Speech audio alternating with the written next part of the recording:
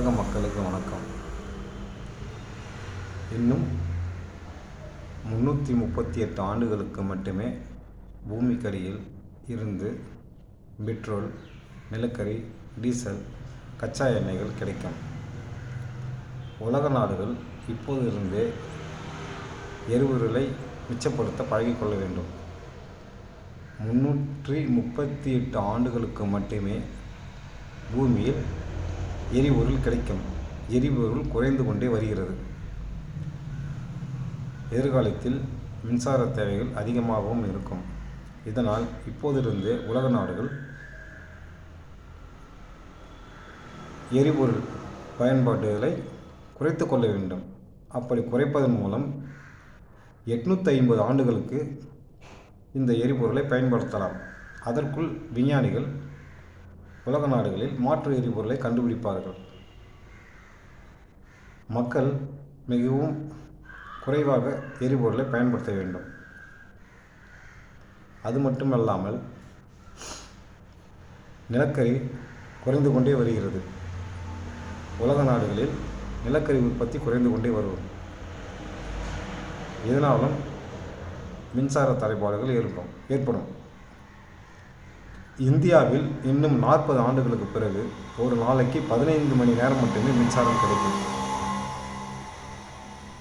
40 ஆண்டுகளுக்கு பிறகு ஒரு நாளைக்கு அரசாங்கம் 15 மணி நேரம் மட்டுமே மின்சாரம் கொடுக்கும். 63 ஆண்டுகளுக்கு பிறகு ஒரு நாளைக்கு 63 வருடங்களுக்கு பிறகு ஒரு நாளைக்கு 8 மணி நேரம் மட்டுமே மின்சாரம் கொடுக்கும். அதாவது விஷப்பூச்சிகள், கொசு, பூரான், தேள், பாம்பு, இதர விஷப்பூச்சிகள் வெளிவரும் நேரம், இரவு நேரங்களில் அவை மக்களுக்கு இடையூறாக இருக்கும். அவைகள் உணவு தேடும் நேரம்.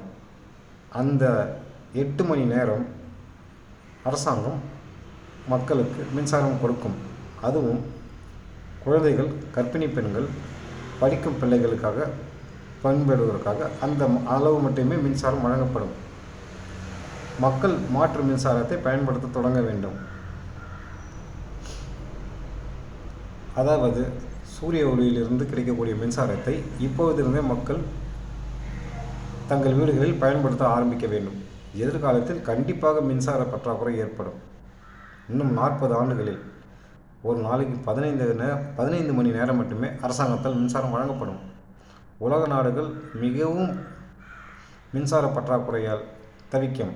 அதுவும் இந்தியா மக்கள் தொகையில் முதலிடத்தில் இருக்கிறது. மிகவும் கஷ்டமாக இருக்கும். இதை புரிந்து கொண்டு மக்கள் மின்சக்தி குறைவாக பயன்படுத்த ஆரம்பிக்க வேண்டும்.